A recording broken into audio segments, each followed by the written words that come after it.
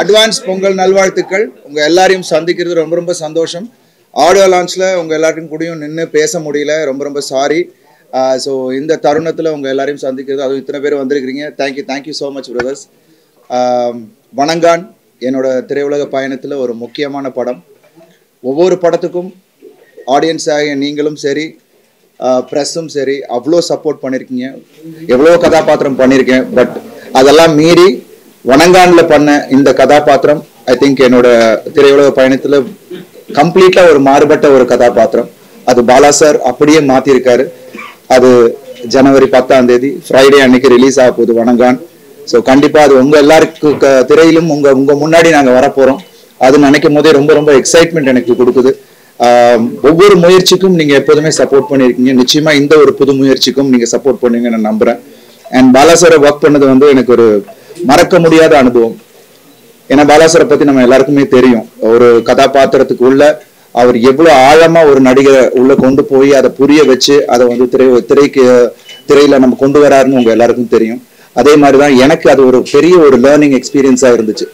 ஏன்னா இந்த கதாபாத்திரம் கோட்டின்ற கதாபாத்திரம் பாலாசர் அவர் ஒரு விஷன் வச்சிருந்தாரு. ஸோ கதை சொல்லும் போதே அருண், இந்த கதாபாத்திரம் நீங்க வந்து நடிக்க ஆரம்பிச்சு படம் முடிகிற வரைக்கும் அதுக்கப்புறம் ஒரு 4 மாசம் உங்களுக்கு அந்த தாக்கம் இருக்கும் அப்படின்னாரு. அதே மாதிரிதான் எனக்கும் இருந்தது. கிட்டத்தட்ட ஒரு 2.5 months ஆச்சு. நான் அடுத்த படம் ரெட்டத்தலைக்கு போகும்போது it was very difficult to come out of the character. So அந்த அளவுக்கு என்ன அந்த கதாபாத்திரம் என்னை பாதிச்சுது. நிச்சயமா இந்த படம் உங்க எல்லாருக்கும் பிடித்த மாதிரியான ஒரு படமா இருக்கும். ஏன்னா பாலாசரை நம்ம வந்து பார்த்து ரொம்ப நாள் ஆச்சு. இப்போ உள்ள ஜென்ரேஷன் பாலாசர் யாரு அப்படின்றது இந்த படம் மூலியமா உங்களுக்கு எல்லாருக்குமே தெரியும். அண்ட் இது ஒரு யதார்த்தமான ஒரு படம்.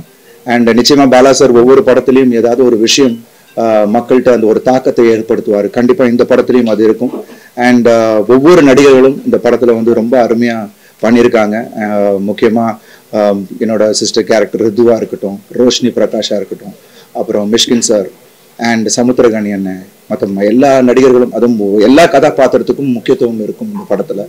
அண்ட் ஜிவி பிரகாஷ் மியூசிக் இதுல ஒரு முக்கியமான ஒரு பங்கு இருக்கும். ஏன்னா இப்ப சாங்ஸ் எல்லாமே வந்து எல்லாரும் அவ்வளோ அருமையா இருக்கு அப்படின்னு சொல்லிட்டு இருக்காங்க. இறைநூறா இருக்கட்டும், முகிலின் மேலேவா இருக்கட்டும், ஒவ்வொரு பாடல்களும் இந்த படத்துக்கு வந்து ஒரு பலம் சேர்த்துருக்கு. அண்ட் பாலாசரோட ஸ்டோரி டெல்லிங் நம்ம எல்லாருக்கும் தெரியும்.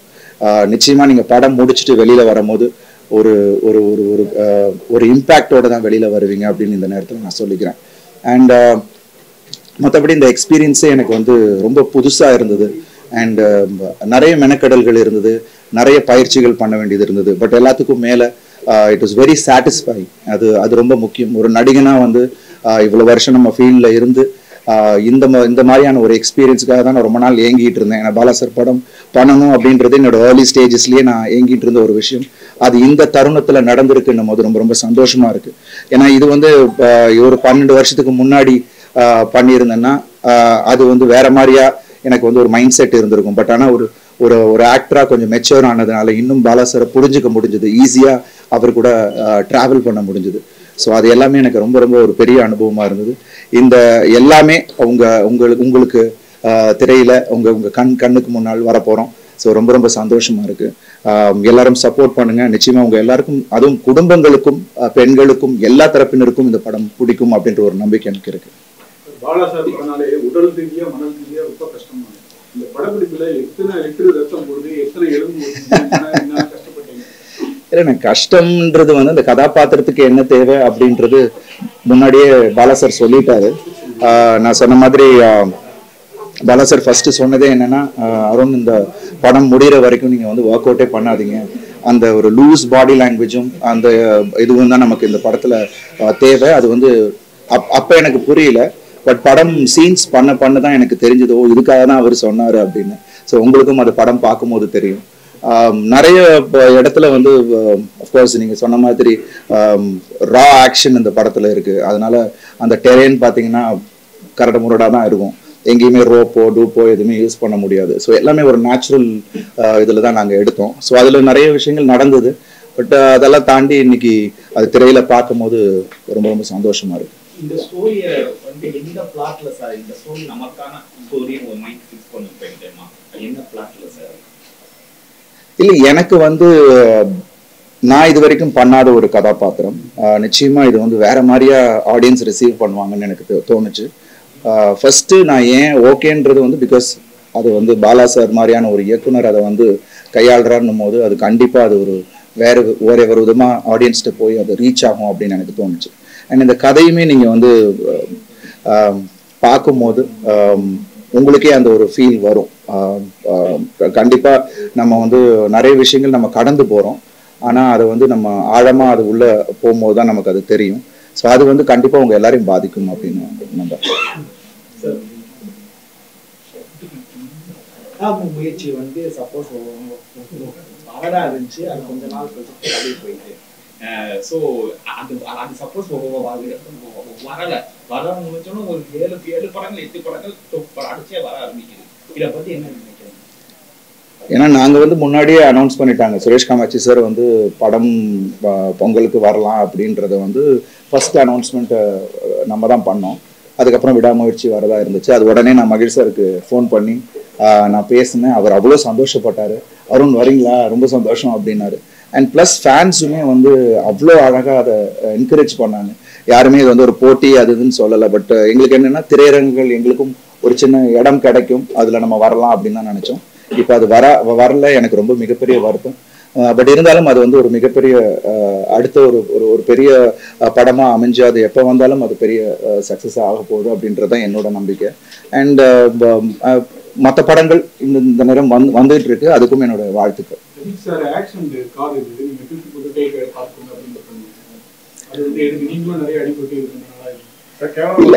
இல்ல அவர் வந்து அஜித் சார் வந்து அவரோட பேஷனை ஃபாலோ பண்ணிட்டு இருக்காரு. ரேசிங் வந்து எவ்வளோ ரிஸ்கான ஒரு விஷயம் நம்ம எல்லாருக்குமே தெரியும். ஸோ அந்த வீடியோ பார்த்தோன்னே எனக்கு ரொம்ப ஷாக்கிங்காக இருந்தது. உடனே நான் வந்து சுரேஷ் சார் தொடர்பு கொண்டேன், எப்படி இருக்காருன்னு கேட்டேன். இல்லை சார் இஸ் ஓகே சார், நாளைக்கு திருப்பி ட்ராக்கு போகிறாருன்னாரு. என்ன சார் சொல்கிறீங்க அப்படின்னு. ஸோ அந்த மாதிரியான ஒரு போல்டான பர்சன் தான் அஜித் சார். ஸோ அவருக்கு என்னுடைய வாழ்த்துக்கள். அண்ட் அதனால தான் அந்த ட்வீட்டே போட்டேன், God bless him and we all love him. So அந்த ஒரு விஷயம் தான் நான் சொன்னேன். அண்ட் எல்லா துறையிலையும் ஒரு ரிஸ்க் இருக்கு. I think I should be safe, prayers to him, அவ்வளோதான்.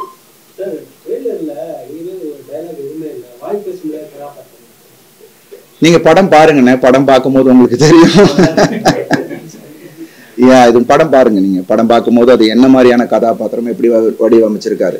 ஏன்னா இந்த கதாபாத்திரத்துக்குன்னு ஒரு சில பிஹேவியர்ஸ் சொன்னாரு சார். இது இப்படிதான் சிரிக்கும், இப்படிதான் ரியாக்ட் பண்ணும், எமோஷனுக்கு இப்படிதான் இருக்கும்ன்ற நிறைய ஒரு வேரியேஷன் இந்த கதாபாத்திரத்துல இருக்கு. அது நீங்க படம் பார்க்கும்போது உங்களுக்கு தெரியும். சார் பாலா சார் படத்துல நடிச்ச எல்லா நடிகர்களுக்கும் ஃபியூச்சர்ல இண்டஸ்ட்ரி பொறுத்தவரை நல்ல கெரியர் இருக்கு. பட் பல தியேட்டருக்குலாம் வந்து விசிட் பண்றதுக்கு வந்து பார்த்தீங்கன்னா படத்தோட எண்டிங் வந்து சேட்ல தான் முடியும். ஸோ பட் விசிட்டர்ஸ் வந்து பீப்புள்ஸ் எல்லாம் ரொம்ப கம்மியாக இருக்கும். பட் இந்த படம் பொங்கல் ரிலீஸ் ஆகுது, மக்கள் உள்ள வரதுக்கு என்ன கண்டென்ட் உள்ள கேமரா படம் இல்லை கண்டென்ட்டா நிச்சயமா இது வந்து ஒரு கண்டிப்பா எல்லாரையும் ஈர்க்கக்கூடிய ஒரு கண்டென்ட் தான். ஏன்னா படம் அப்படி ஒரு எமோஷனாக அவங்க எல்லாரையும் கனெக்ட் பண்ணும். அண்ட் அதே சமயத்தில் உள்ள எல்லா சுவாரஸ்யமான விஷயங்களும் இருக்குது. அண்ட் அங்கங்கே ஒரு சட்டையர்ஸ் சின்ன விஷயங்கள் இருக்குது. அண்ட் ஆக்ஷன் இதில் வந்து நீங்கள் உங்களுக்கு கதையோட எல்லாமே அமைஞ்சிருக்கும். ஸோ ஐ திங்க் எங்கேயுமே உங்களுக்கு போர் அடிக்காது. And it will be a wonderful film to watch. அவ்வளோதான். என் பக்கத்துல தான் உட்காந்துருந்தாரு. ட்ரெய்லர் பார்த்துட்டு பயங்கரமா ஹாப்பியா இருந்தாரு. தொடையில தட்டி மாத்திடுறாருல்ல எல்லாரையும் அப்படின்னாரு. ஸோ அது எனக்கு வந்து பார்த்து ரொம்ப சந்தோஷமா இருந்தது. And he was very happy. And அவர் என்ன ரொம்ப விஷ் பண்ணாரு, நிச்சயமா இந்த படம் உனக்கு பெரிய படமா இருக்கும். இந்த ஸ்டோரி சூர்யா சார் ஓகே பண்ண ஸ்டோரியா இல்லாட்டி ஃப்ரெஷ்ஷாவே பாலா சார் பண்ணாங்களா? பாலா சார் எனக்கு என்ன கதை சொன்னாரோ அதுதான் இப்போ எடுத்திருக்கோம். ஸோ அது எனக்கு தெரியாது அது எந்த கதை இல்லை, அது அதே ஸ்டோரி தான் நினைக்கிறேன். படம் பார்த்தாச்சுமா? ஏமா டப் பண்ணும் போது பார்த்தேன், அதுக்கப்புறம் படமும் ஃபுல்லாக பார்த்தாச்சு. ஐ திங்க் முக்கியமாக இதில் சாம்சியஸ் ஆமாம் அது போகக்கூடாதுன்னு சொன்னார். அதுதான் நான் முன்னாடியே ஆன்சர் பண்ணது தான். அது வந்து இந்த கேரக்டருக்கு தேவைப்பட்டுச்சு. அதனால தான் பார்த்தீங்கன்னா பிகினிங் எல்லாமே கொஞ்சம் ஃப்ளாபியாக இருப்பேன், கொஞ்சம் லூஸாக அந்த பாடி லாங்குவேஜுக்காக.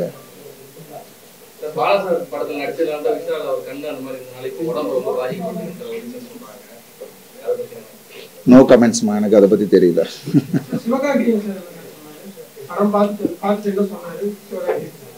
அவர் இன்னும் படம் பார்க்கலாமா? யாருமே இன்னும் வெளியாட்கள் யாரும் படம் பார்க்கலாம்.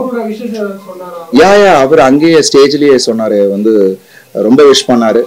என்னோட டெடிகேஷன், எனக்கு அவருக்கு பிடிச்ச விஷயமே என்னோட டெடிகேஷன், விடாமுயற்சி, அவர் தொடர்ந்து அவரை விட்டு கொடுக்காம பண்றதுன்னு சொன்னாரு. அதுவே எனக்கு ஒரு பெரிய விஷயமா இருந்தது. And thanks. அந்த மாதிரி பல பேரை நான் இப்போ வர ஜென்ரேஷனை இன்ஸ்பயர் பண்றேன்ற போது ரொம்ப ரொம்ப சந்தோஷமாவும் இருக்கு. எந்த சீக்வன்ஸ் வந்து நானா இதுன்னு நீங்க பிரமிச்சு பார்த்துருப்பீங்களே, ஏற்கனவே மூவி பார்த்துருக்கீங்க, ஸோ எந்த சீக்வன்ஸ் வந்து உங்களுக்கு ஒரு பிரமிப்பு ஏற்படும்? அது நீங்க சொல்லணும், நீங்க பார்த்து சொல்லணும். உங்களுடைய பாயிண்ட் ஆஃப் வியூ. இன்ட்ரோல் பிளாக் இல்ல, இது வந்து பிகினிங் என்னோட ஃபர்ஸ்ட் லுக்கு நான் பார்த்த உடனே இது நானா இதுன்னு கண்ணாடியை பார்த்து நான் யோசிச்சேன்.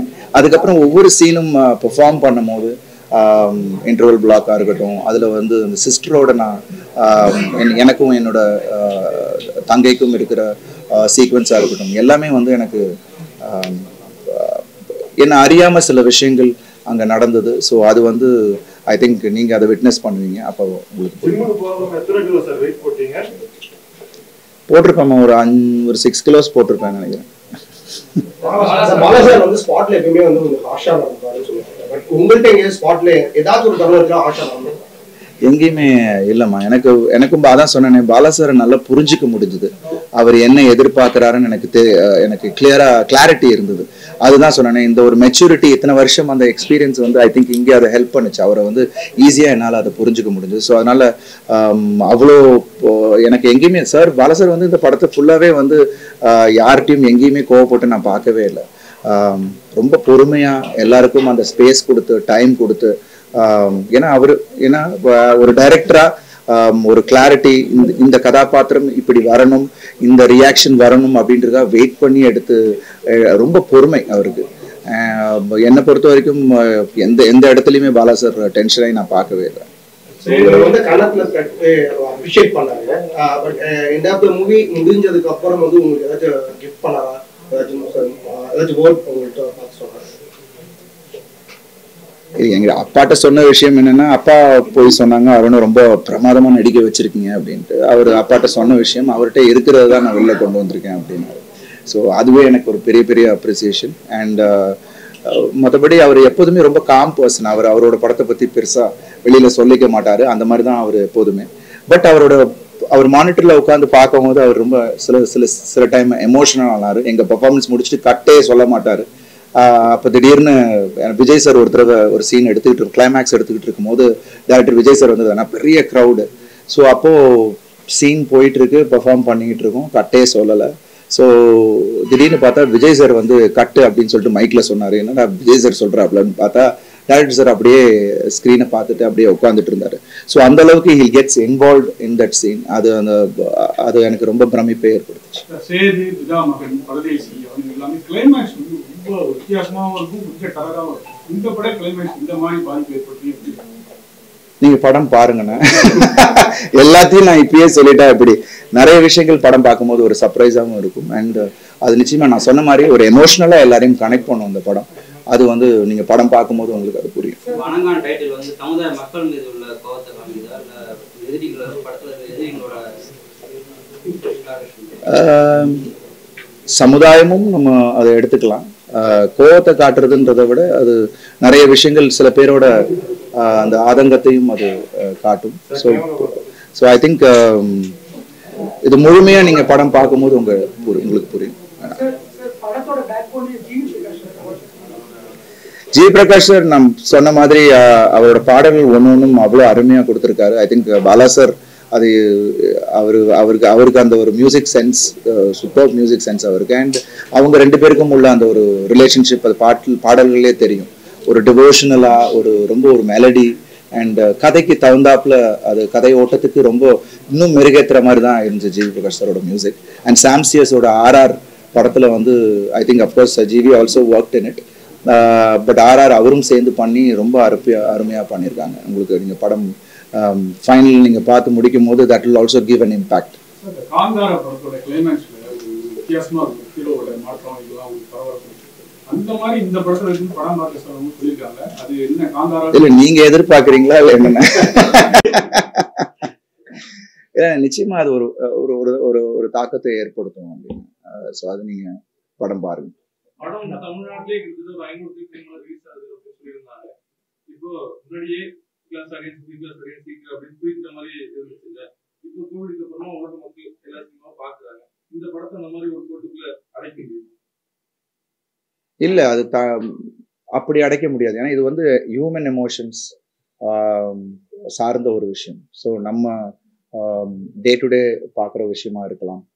ஒரு ஒரு புது ஒரு உணர்வை நம்ம கொண்டு வர்றாரு, ஒரு புது உலகத்துக்குள்ள நம்மளை கொண்டு போறாரு. ஸோ இது எல்லாமே வந்து ஐ திங்க் எல்லாருக்குமே இது ஒரு அட்ராக்ட் பண்ணக்கூடிய ஒரு கதையாக தான் இருக்கும். ஸோ சர்டன் செக்மெண்ட், இந்த செக்மெண்ட் தான் அந்த செக்மெண்ட் ஃபேமிலியா பார்க்கலாம், பசங்க பார்க்கலாம், கேர்ள்ஸ் பார்க்கலாம், குழந்தைங்க பார்க்கலாம். ஸோ அந்த மாதிரியான ஒரு படம். படங்கள் நிறைய தேசிய இந்த படம் எதுக்கெல்லாம் உங்களுக்கு கிடைக்கும்? அது வந்து கிடைச்சா ரொம்ப ரொம்ப சந்தோஷம். ஸோ அது வந்து முதல்ல மக்களோட அன்பு கிடைச்சாலே அது எங்களுக்கு ஒரு பெரிய விருது. ஸோ அதுக்கப்புறம் rest is left to God. Game Changers படமும் ரிலீஸ் ஆகுது. ஸோ இதனால ஸ்கிரீனிங் கிடைக்கிறதுல ஏதாச்சும் இஷ்யூஸ் ஃபேஸ் பண்ணுங்க? சரி, ஒவ்வொரு படங்களுமே நம்ம ரிலீஸ் பண்ணும் போது பல கஷ்டங்கள் எல்லாருக்குமே இருக்கு. அதே சில சிக்கல்கள் எங்களுக்கும் இல்லை எல்லா படங்களுக்கும் அது ஒன்று இருக்கும். பிகாஸ் இந்த பிரித்து கொடுக்கறதுல அது ஒன்று இருக்கும். ஸோ பார்க்கலாம். பிகாஸ் எல்லா படங்களுக்கும் ஒரு ஸ்பேஸ் வேணும்.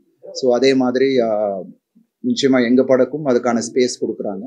ஸோ அது நிச்சயமா அது எந்த படம் நல்லா இருக்கோ அதுக்கான தியேட்டர்காரங்களே அதை வந்து எப்படி அதை கொண்டாடணுமோ அதை கொண்டாடுவாங்க. நீங்க பண்ணும்போது கொஞ்சம் கூலாவே இருப்பீங்க. ஆனா இந்த மூவி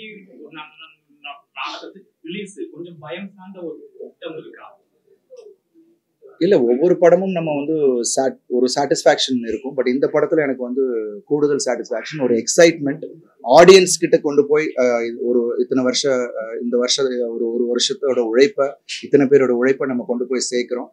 அது ஒரு புது முயற்சி. ஸோ அது வந்து ஆடியன்ஸ்ட போய் சேர்க்குதுன்ற ஒரு எக்ஸைட்மெண்ட் தான் எனக்கு கூடுதலா இருக்கு. ஸோ இந்த டென்ஷன் ஒண்ணு கிடையாது.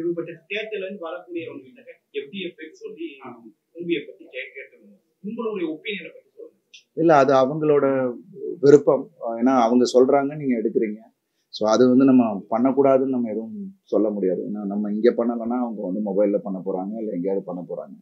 ஸோ அது அப்படி அதை வந்து நம்ம எதுவும் சொல்ல முடியாது. பட் ஐ திங்க் மூவி கிரிட்டிக்ஸா அவங்க காசு கொடுத்து போறவங்க அவங்களோட விருப்பத்தை சொல்றாங்க. ஸோ நம்ம வந்து நம்ம ஒரு நல்ல படத்தை கொடுக்கணுன்றது தான் நம்மளோட உண்மையான நோக்கமா இருக்கணும். ஒவ்வொரு கிரியேட்டரும் அதை மனசுல வச்சுட்டு அதை நம்ம பண்ணணும்ன்றது தான் என்னோட இந்த நேரத்துல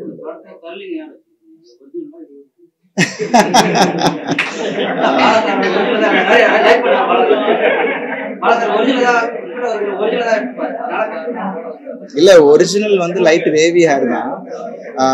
பாலா சார் வந்து காலையிலே வருவாரு. வந்துட்டு கொஞ்சோண்டு பிரில் கிரீம் கொஞ்சம் எடுத்துட்டு குளிச்சுட்டு அப்படியே வருவேன். கொஞ்சம் எடுத்துட்டு சுத்துவாரு.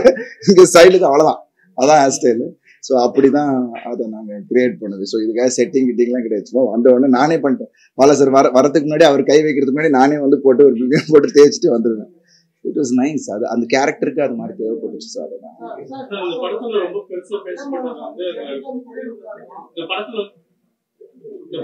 இல்ல இவர் ஏதோ சொல்லிட்டு இருக்காரு. இந்த படத்துல ஃபர்ஸ்ட் வந்து ரொம்ப பெருசா பேஸ் பண்ணது வந்து அந்த படத்தோட ஃபர்ஸ்ட் லுக் போஸ்டர், பெரியாரோட சிலையும் விநாயகர் சிலையும் பொலிட்டிக்கல் ஸ்டேட்மெண்ட் படம் இருக்கு. இல்ல, அதுக்கான பதில் வந்து அந்த பாடல்லே வந்துருச்சு. இறைநூறு பாடல்லையே உங்களுக்கு அதோட அர்த்தம், அதோட விடை எல்லாமே அதுலயே வந்துருச்சு. So I think that's what it. அவர் என்ன சொல்ல வராரோ அந்த பாடல்லே வந்துருச்சு.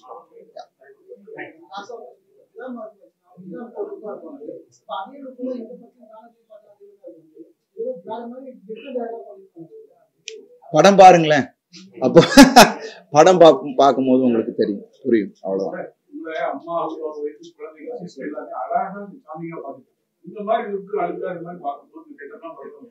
இல்ல, ஃபர்ஸ்ட் நான் போட்டோ அனுப்பும் போது அவங்களுக்கு அடையாளம் தெரியல. ஸோ அந்த மாதிரி தான். பிகாஸ் அதுதான் எனக்கு கிடைச்சு. ஏன்னா இந்த கெட்டப்ல ஆக்சுவலா நாங்க நிறைய கன்னியாகுமரி ஸ்ட்ரீட்ஸ் உள்ளுக்குள்ள க்ரௌடுக்குள்ளெல்லாம் எடுத்தோம். கேமரா கொஞ்சம் வெளியில வச்சு மறைவா வச்செல்லாம் எடுத்தோம்.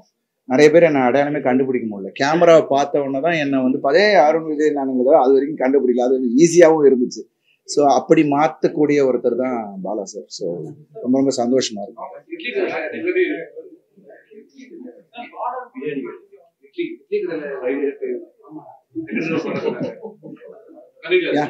என்னம்மா இல்லம்மா, அடுத்தது வந்து நம்ம ரெட்டத்தலை பண்ணிக்கிட்டு இருக்கேன். அதுக்கப்புறம் நடக்கிறது உங்களுக்கு தெரியாம போகாது.